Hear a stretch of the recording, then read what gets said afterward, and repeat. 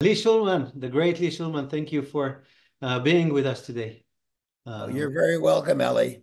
Unfortunately, the great Lee Shulman was unable to participate, so a somewhat faded facsimile is all we could provide. It looks as if there is a better substitute today with us. So the great and the modest Lee Shulman, thank you again, and shalom. You participated at the Let's Imagine conference 2 years ago, and we're doing it once again. And we, as many educators around the world, seek and look up to your advice. We are very interested to learn from you today. What would you say to educators as the world advances towards a huge technological revolution, and at the same time, we're approaching an era of relative truths and extreme opinions and behaviors? What would be the most important role of education and educators towards these coming years? You mentioned two of the factors that complicate, and that is the simultaneous growth of solid knowledge, the ways uh, in which that development is paralleled by a growth in disinformation, in uh, in misleading information, and then of course the ways, and I don't know whether the foundation has begun working with this generation of Israel students on the ways in which artificial intelligence both enhances the depth and quality of our knowledge and at the same time makes it more suspect and makes it necessary for us to be more cautious, dafka, about those forms of knowledge and information that look most reliable. So I would say the most important role of education now is to simultaneously give students the capacity to understand and use and engage with these newest of technological and scientific capacities and discoveries. And at the same time as they're learning to use them, never to reduce their skepticism about what it purports to teach them. And since you can't catch the misinformation always at first, you must, as a future thinking citizen of a democratic society, always be alert to how what you've begun to use already may be creating errors that have to be corrected even after you've started using them. So it's not only skepticism, it's a high level of, what scientifically we sometimes call crap detection. I think I may have talked about this at one of our earlier meetings, but I'm particularly taken by the answer I got from a group of engineering students at the University of Michigan many years ago when I asked them, what's an engineer?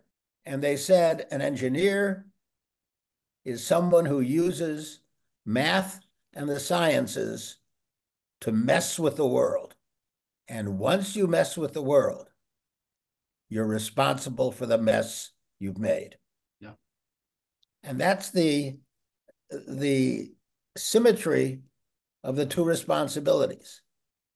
And I think we've got to begin to model that, to tell stories about it, and to relate it to each of the new principles and concepts that we teach. And it's never, you can never do it too often, because one of the dangers of science and technology is it seems so powerful and precise, that it makes us overconfident and over-reliant on its truth. Let's talk specifically about teachers and their teaching, because you studied professions, the hearts, minds, and practice of many professions. You mentioned engineers and nurses and the clergy and others, but teachers were always at the heart of your passion and career. And you identified key features of best practice or improved practice of teachers. And as all of us are keen to assist teachers as they develop together their expertise and their practice together, what would be the tips, the highlights, the features that you would recommend in the coming years for teachers to focus on when they want to improve their practice? Well, I would build on what I just said in some ways, and that is, since all professional practices, whether the practice is called the teaching of physics or brain surgery,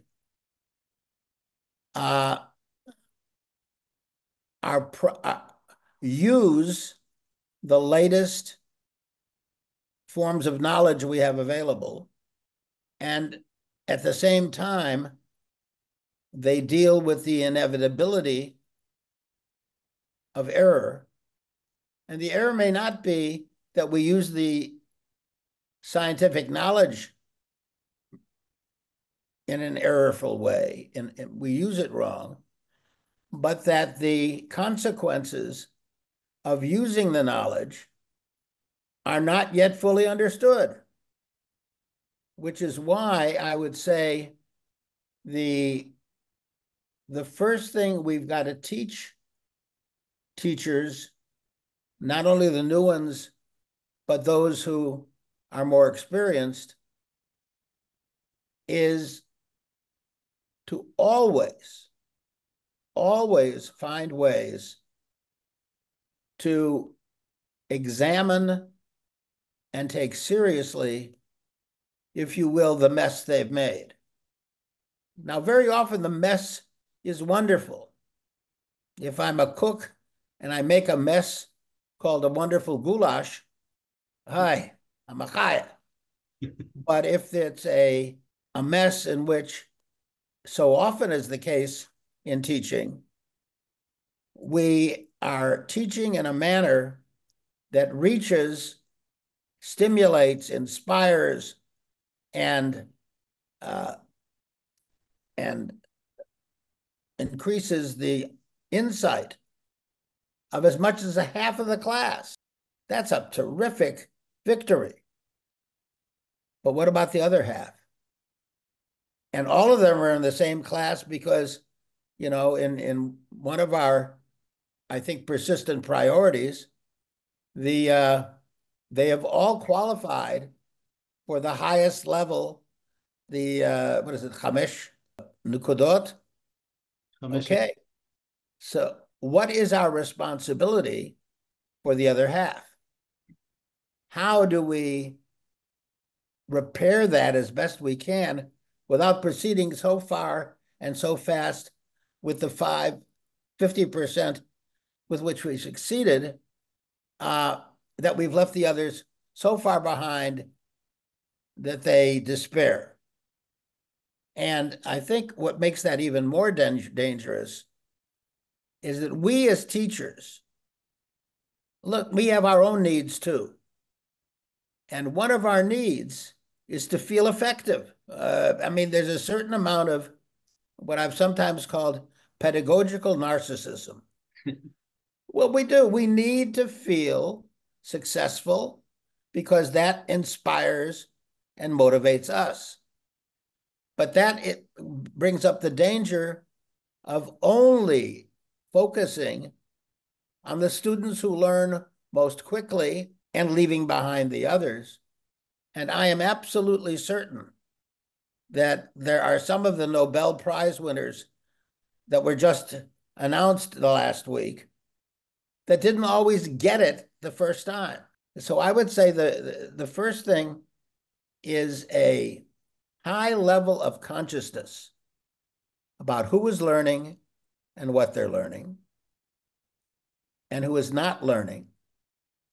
Also, among those who are not learning, which ones are not learning in a very clever and intelligent way, such that what they're learning actually is better than what I was teaching. And I've had that happen in my, 60 years of teaching. When I say that, I shiver. So I guess it's a continuous level of self-evaluation, of self-editing. What makes that a lot easier is if we have a way in our schools of giving teachers the opportunity to observe and then debrief with colleagues. The whole notion of learning communities. Because as serious as we may be, it's very hard to see our own errors. To be able to engage the helpful assistance of a colleague, and we reciprocate as well. You know what happens very often when colleagues observe each other? They not only help correct each other's errors. I've seen in my own work and that of the teachers I work with, that sometimes what is seen as the error makes them both laugh. It really, oh my God, did I do that? What was I smoking? I mean, and they begin to laugh together. That lowers their defenses. That makes them trust each other more. Somebody ought to write a monograph on laughter and learning. Yeah, you're right. We are approaching our final question for today. And as you know, Oh, you mean once again, I'm taking too much time with my no, answers? no, your answers were great. But we have an audience who wants you to talk to them directly because, Okay.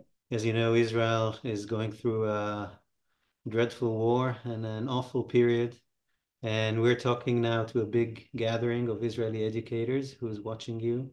We all pray that soon Israel will be able to heal and hope that teachers would then be the shapers of our future. What would be your message to our audience today? You have an easier question? No, we don't have easy questions. We are in a part of the world where nothing comes easy. Well, since the attention of the entire nation and of those of us who love Israel all over the world, and I count myself certainly among them, one of the things that has often been observed in other countries that have been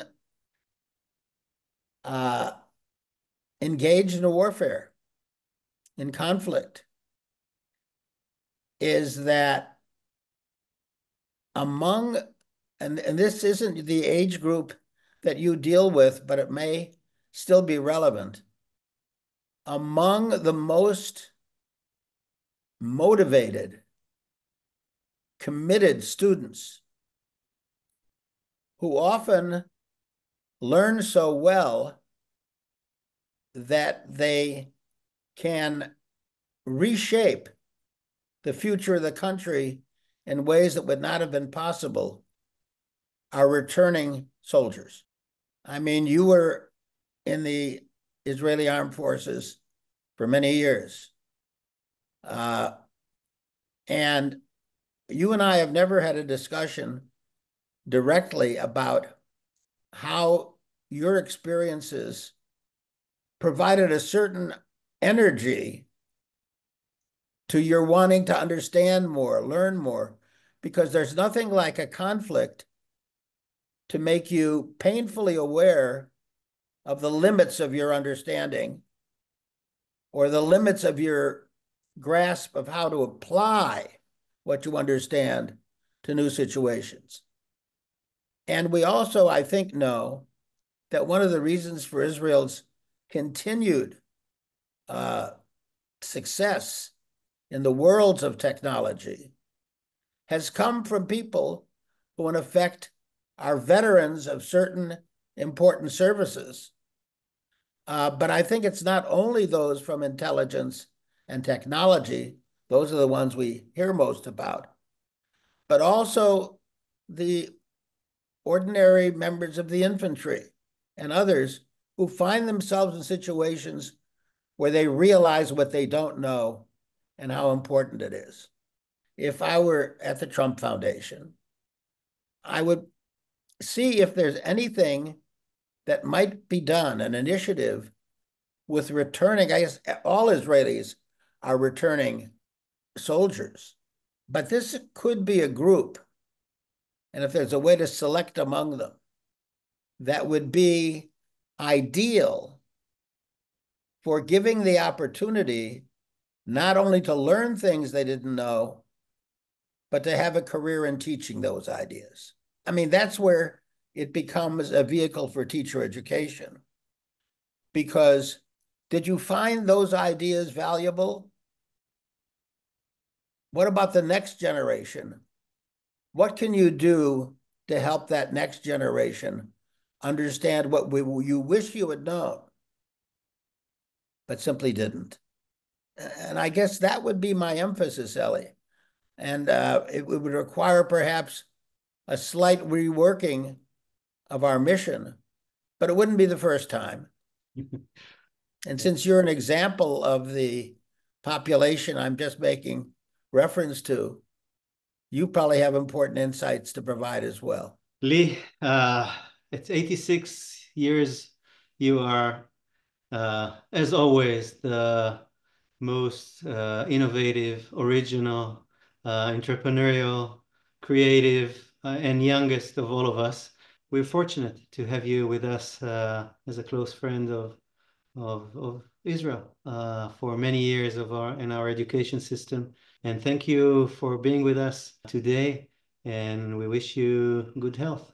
I dream, I almost have given up the hope, but I do dream that I will yet again, even at my advanced chronological age, have a chance to return to Israel. Yeah. Har Chatima Tova to all of you. Shalom, shalom.